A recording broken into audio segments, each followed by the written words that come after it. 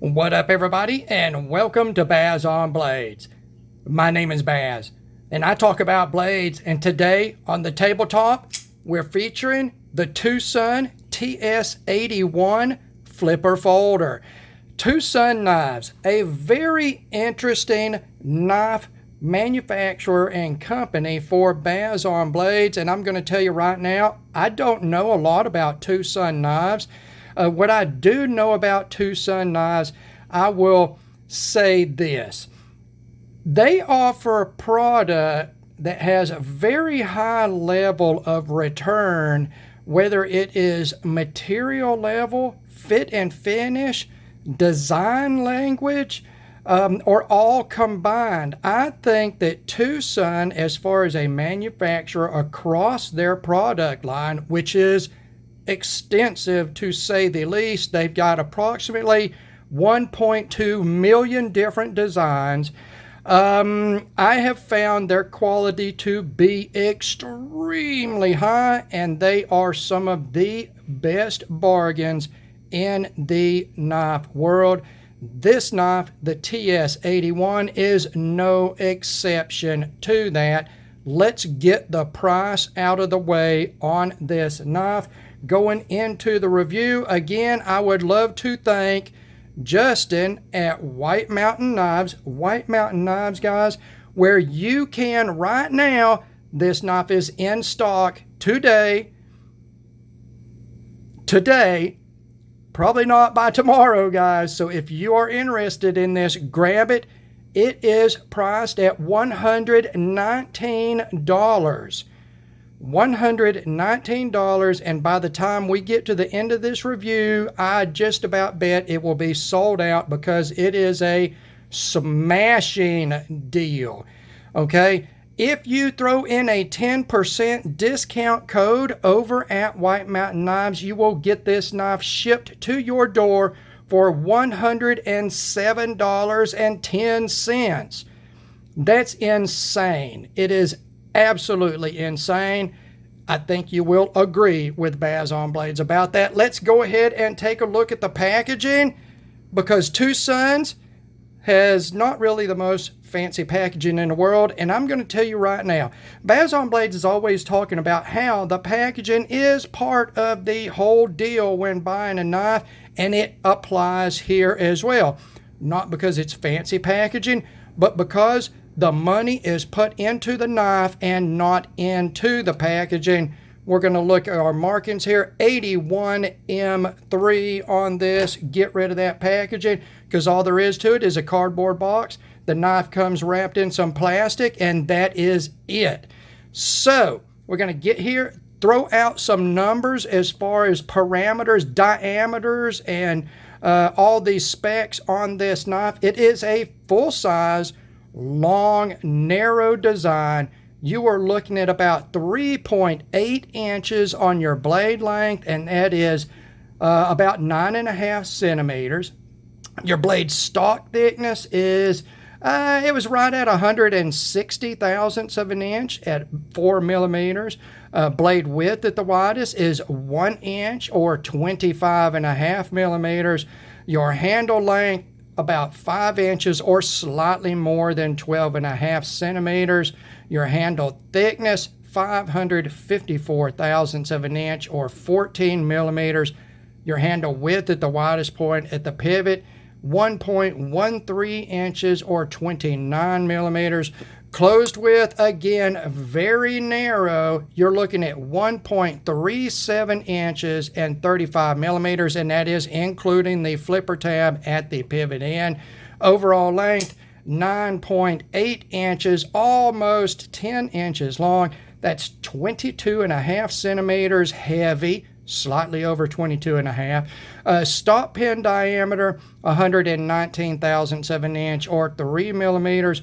Behind the edge thickness on this fairly narrow blade that is a full flat grind, and I know some people will disagree with that because they see that swedge, but that swedge is ground down into the grind basically, so it's basically a full flat grind. Behind the edge, it's 14 thousandths of an inch, 14 thousandths of an inch. That's some thinness right there. That is 0.36 millimeters. Your handle to blade ratio, very good at 0.76. And your weight, a very acceptable 4.27 ounces or 121 grams. That blows over the 1 ounce per inch of blade length, but not by much. And 4.2 ounces for a knife almost 10 inches long is very acceptable as far as Bazon blades is concerned. Material wise, on the blade, you are looking at M390 for your blade steel. M390 should be familiar to all knife enthusiasts. It is basically an industry standard premium stainless steel. It is made by Bowler. You will also see some counterparts, one from Carpenter Steel and is CTS 204P, and then Latrobe is 20CV. M390 and its counterparts are high carbon, high chromium, vanadium alloyed steels. You will typically see them rock weld between 60 and 62 on the C Rockwell scale. With that, you get excellent edge retention, very good impact resistance or toughness, and excellent corrosion resistance. A very, very balanced, high-performing, long edge retention, easy to sharpen for what it is. It takes a very good mirror polish edge. It is a very fine-grained steel, and it is a beloved steel of the knife enthusiast community. In the handle, you are looking at a titanium frame lock. You do have marbled carbon fiber inlays.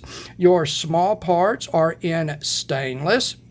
You have a milled titanium pocket clip with a large ceramic ball for your contact point, and you do have a titanium backspacer on this knife.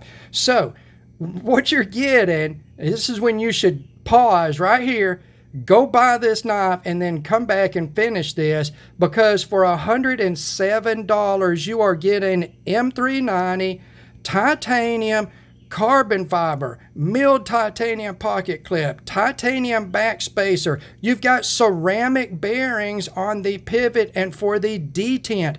This knife is high-end everywhere.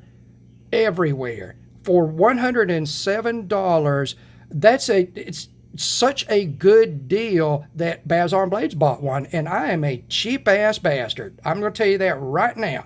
You need to get one of these knives if you like this type of profile, the long, narrow sort of profile. So, we are going to take a very deep look into this knife because there is so much going on. This knife has as much machining on it as any titanium frame lock I have ever looked at. Look at this handle. I mean, literally, almost every surface of this knife has some sort of machining on it.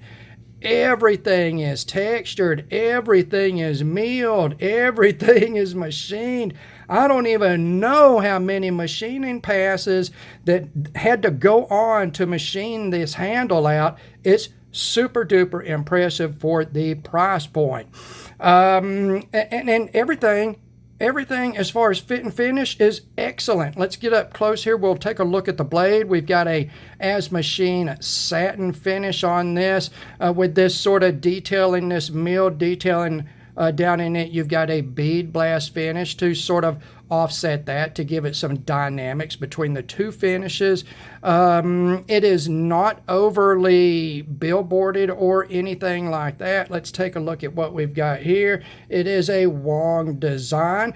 There are a lot of Wong designs with Two Sun Knives. You're going to see right here your blade steel, which is upside down here, but it still says M390, and then you've got your Two Sun marking on the front. I don't think it's too badly billboard. It is very finely done, very subtle. In fact, you can lose that marking in just the reflection on the blade. You can see that is a very well done machine satin. It is not super highly polished, but it does have a very high sheen to it. The grinds are even. You can see here you do have a workable sharpening choil. You can see where the plunge flows into the flat plane of the primary grind is well behind the termination of the edge. You should be able to resharpen here without having hardly any trouble with smiley facing on that. Let's look at the secondary bevel, the edge bevel here. It is very even and very well done. The point on this knife instantly catches. Instantly, as soon as it touches, it catches and it begins to pierce. Very well done there. The swedge on the back of the blade is basically 9/10 the blade length here, and it is very even and very well done on each side. There is no jimping on this. Some people may miss that, but I think this is more of a large sort of gentleman's carry sort of knife. I don't think you'll be doing a lot of heavy duty utilitarian work with it, so I do not really miss the jimping there. It could have been there, it couldn't have been there. I don't care one way or another. Like I say, I'm not going to be taking this out in the field and processing firewood with it. It is going to be a gentleman's carry for me, as most of the time in this sort of build configuration with these materials, it would be for a lot of people, even though the price is not very premium on this knife. So fit and finish wise on the handle scales, you know what, I have looked at this, I've taken it apart. I have looked very deeply at all of the parts on this handle. I cannot find the first machining mark, any type of flaw at all. The machining is precise, detailed, crisp. Every machined peak, point, edge, everything is beautifully crisp. It is just a very, very good machining. I applaud Two Sun Knives on their ability to just produce very high-end looking and feeling titanium frame locks. Like I say, everything is machined, and that includes the carbon fiber, which is a marbled carbon fiber. But if we turn it up this way, you can see it is also machined with ridges in it. It is textured. The knife has a very sort of textured in hand feeling to it, giving you plenty of purchase on titanium, which sometimes, if it's slab sided and not textured, can be a little slick sometimes to some people. Again, not an issue, not a utilitarian use knife as far as Bazon blades is concerned. As far as fit and finish, I can find zero flaws with anything. I will say one thing as far as fit and finish. This is not a flaw, and I don't think it's going to be an issue for Bazon blades, but I will say, if you are the type of person that will carry this and use it hard and heavy, long-term extended use, you may want to come back to this pocket clip and maybe relieve this point just a little bit. Now, we're going to get up close here. You can see it is chamfered all the way around, but it is a very tight chamfer. That is sort of a pokey, pointy sort of pocket clip. I can feel that point in my grip. I have put this knife into multiple people's hands, and they've said the same exact thing. I can feel that there. I don't think it would be an issue. If I had to use it a long time, it might be an issue. So keep that in mind. Again, not a flaw. It's just sort of a side effect of the decision to go very crisply done on that point. You could take a file and you could just barely touch off on that tip and just open that radius just a little bit where it wasn't so tight and pointy, and relieve that in just a few seconds, I believe. I haven't done it again because this is a sort of a gentleman's carry. I'm not going to be using it hard. I don't think it'll be an issue. I just want to let you guys and gals know about that. Just like the handle, the pocket clip is milled titanium. It is fully milled. It has much detailing on it, and it is very pleasing to the eye. Single screw mount, and that is a T8 screw.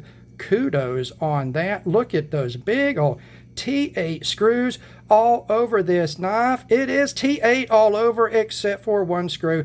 Therefore, your hardened steel insert on the lock bar, which is a T6, and you do have the hardened steel insert. You do have ceramic bearings in phosphor bronze cages on the pivot. It is extremely smooth, and we're going to get into action here. Excellent.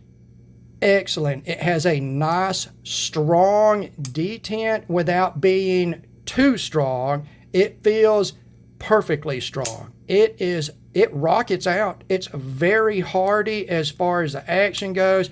It is butter smooth on the bearings. What Bazon Blades did, I disassembled this knife just to look at the inside of it, and I cleaned everything up. It was very clean from the factory. It wasn't full of crud and dirt, and it felt very good out of the box. When I disassembled it for shits and giggles, basically, it was very clean everywhere, no machining marks. When I put it back together, I just cleaned the bearings. Put one drop of blood, yeah. One drop of oil on either set of bearings. I put a drop of oil on the detent ball. I put it back together. I tightened it down to where it had no play in it or anything, and then just started flipping it, and it is butter smooth. I'm not going to say it's Shirogorov multi-row bearing smooth, but it's everything but that. It is as good as you could ever hope and pray for from a knife that is barely over $100 with M390 blade steel, titanium frame lock, carbon fiber inlays, milled pocket clip, milled back spacer, all of this detailed milling all over it, just excellent grinds and everything, and there is your fit and finish. I can't find any real flaws in it at all. Again, user determined here. You may want to touch the point of that pocket clip a little bit if it bothers you. Other than that, zero issues at all. And I didn't even talk about, look at that big ass ceramic ball in that pocket clip for your contact, your pinch point for that pocket clip. Fantastic. It wasn't too many years ago that you did not see that feature unless it was on a custom or semi-custom mid-tech knife in the $1,000 plus range. Now we're seeing it on a $107 knife.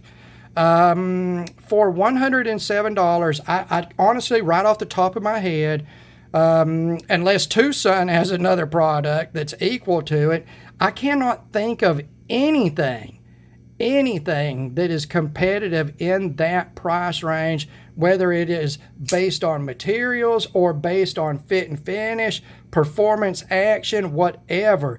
I've got some other knives out here, and we're going to take a minute to do a little bit of comparison as far as this long and slender, narrow blade and handle profile size goes. So we're going to set this down right here.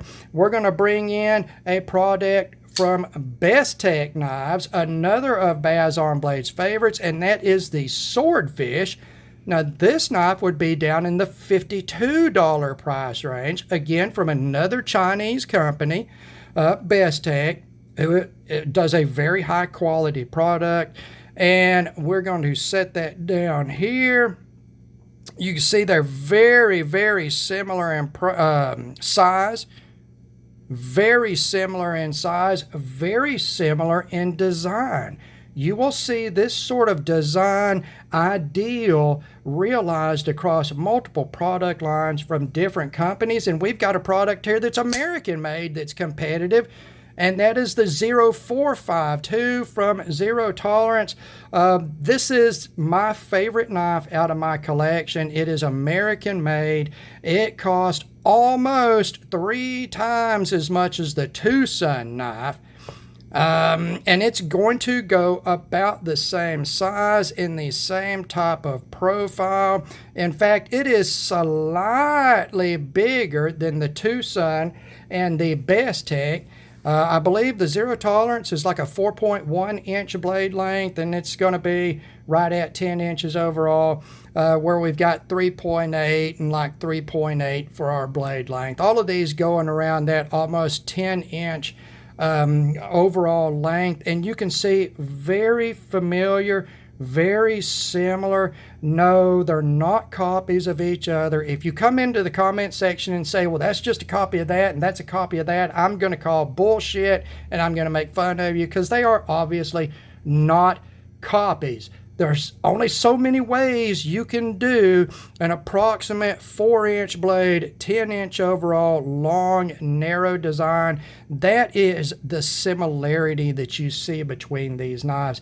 Not that they're copies of each other, but it does give you a good idea of what's available across a wide array price range. You know, from $52 for that Best Tech to $107 on this Two Sun, to I think the Zero Tolerance, the 452, is like $260 now, inching up, getting close to $300 from Zero Tolerance. And I mean, it's higher end materials than the Best Tech. It's got a higher end blade steel than the Zero Tolerance does, which is in S35 VN. M390 is a slightly better blade steel than S35 VN, and I think you're starting to see. I'm not trying to sell anything for Two Sun, because they don't know me and I don't know them, and I don't get a damn dime from them. And I certainly don't get anything from Justin at White Mountain Knives or anybody else that I mention on this channel, because we're totally non-monetized and we don't have the hookups here. It's all financed by Baz on Blades, 110% of it. But I'm going to tell you right now, I'm going to sell you this knife. I'm going to sell this knife, sell, because it is a smoking hot deal. Smoking hot. If you have not already gone and bought one of these, you better hurry the hell up, because they sell out super quick. And literally 100% of the people that I have put this knife into their hands, they have bought this knife. My cousin Tim came over yesterday. We sat around and drank a few cold beers, and he grabbed this knife up and he looked at it. He went home. He bought one. It just happened to be in stock at White Mountain Knives. He bought one within just a couple of hours. He loved it. Everybody loves this knife. Even Dan the man liked it, except he wished it had jimping on it, because he's a jimping whore. He wants his knife to be textured for his pleasure. But other than that, guys, it is such a smoking deal. So as far as the action goes, I mean, like I say, it's super snappy. D10 is dialed in straight down the center.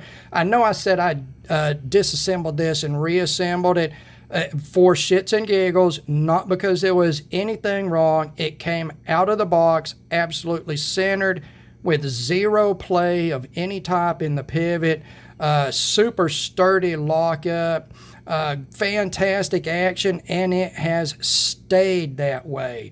I'm super impressed with this knife. This is it's such a good knife at such a low price. There's no reason to not have it. There's absolutely no reason to not have one of these knives. Even if you're one of those, I only buy American and Chinese knives and Chinese this and Chinese that from Chinese, they're Chinese, they're Chinese. I mean, even if you're one of those people, I mean, come on. M390, titanium, carbon fiber, ceramic bearings, milled parts, for $107, that's absolutely a no-brainer. It is absolutely a no-brainer. I mean, straight down the center on the centering. So, action aside, let's get into ergos and utilitarian usage. This is an elongated drop point with an acute tip on it, a high flat grind, a very thin behind the edge thickness of 14 thousandths of an inch or 0.36 millimeters. It is slicey. It came sharp. The edge has held up very well. It's M390, and Two Sun's M390 has been independently checked multiple times. It has always checked out. There's never been even a hint of them substituting inferior steels. They have an excellent reputation. There's just, I don't know, you know, it does have a fairly thin tip on it. It's not like paper thin or anything like that. It looks really thin here because you've got this full length swedge on it all the way out to the tip. It is not super duper thin. It is acute and piercing. I honestly, you shouldn't have any problems with the tip. If you drop this thing onto a hard floor, you may snap the tip. If you try to pry with it like a dumbass, you deserve to break the tip. I'm just going to say that right now. I cannot stand it when people pry with a knife. I cannot stand that. As far as being slicey or a good cutter, it's going to cut towards the slicey side of things, 14 thousandths behind the edge. It's just a fantastic blade design. It gives you everything that this sort of elongated drop point is good for. Plenty of belly. I mean, look at that. It is damn near 100% belly. You have about an inch, say, of straight edge here before you start rolling into a gradual soft radius for the belly. This thing, it cuts so well. It cuts so well. So I think as far as utilitarian use capability with this knife, even though I'm saying I'm not going to take it out as a work knife, if you had to do work with it or you wanted to do work with it, then by God, you do some work with that thing. It's going to do everything that you would want this type of blade to do in this type of blade steel. Ergonomics on the handle are excellent. It is a wide open, narrow, but moderately thick. You know, you're looking at 554 thousandths of an inch, just over a half an inch thickness. We're sort of in the sweet spot on that.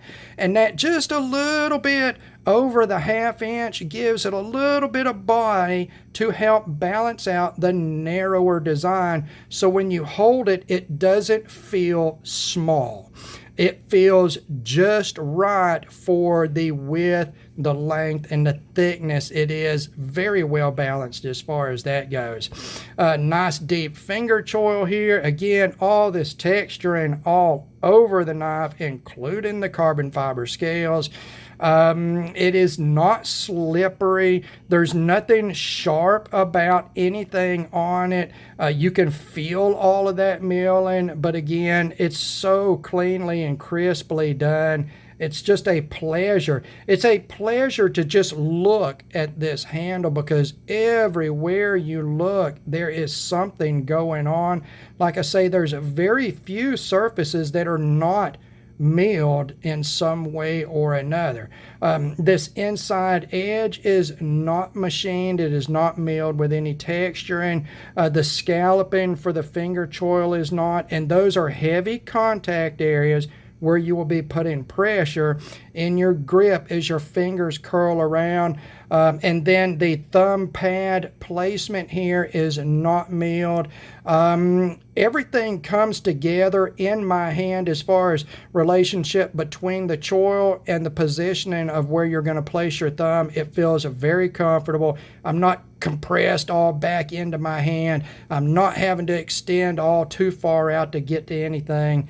Let's see, as far as a pinch grip goes, you're okay in that. You can get right up on it. If you want to sort of use this sharpening choil as a forward choil, if you get back against the forward edge of the flipper tab, you can, but keep in mind, it is not a finger choil. You can get right up against that edge, and it is sharp from the factory. So ergos in utilitarian use, excellent all around. Fit and finish, excellent all around. Action, excellent all around. Material choices, excellent all around. This should be called the Two Sun Excellente. It should be, but instead it's called the TS81 in M390 and carbon fiber. Yeah, let's sell this thing out again, guys. Go on over to White Mountain, look this thing up. I'll put a link in the appropriate places for this review, description section, and pinned comment. Go on over there and let's sell this thing out. If it is sold out, get on the waiting list. Justin does feature that on his website, and you'll get an email when it comes back into stock. You're not going to do any better for the money, no matter who it's made by, Chinese, American, German, Japanese. You're not going to do any better at that price point. So there you go. Two Sun TS81 M390 carbon fiber.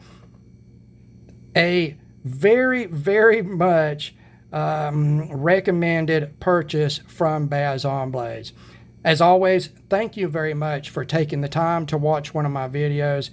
God bless all of you, and we will talk to you again.